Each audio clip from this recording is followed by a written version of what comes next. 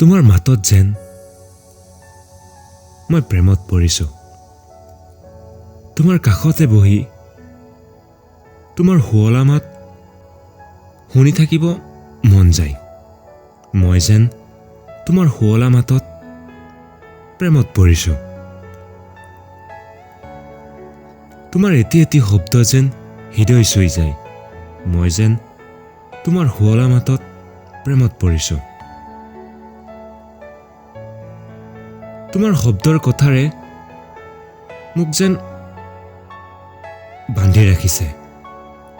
তোমাৰ ওচৰতে বহি মিঠা মাত নুশুনিলে মোৰ ভাল নালাগে।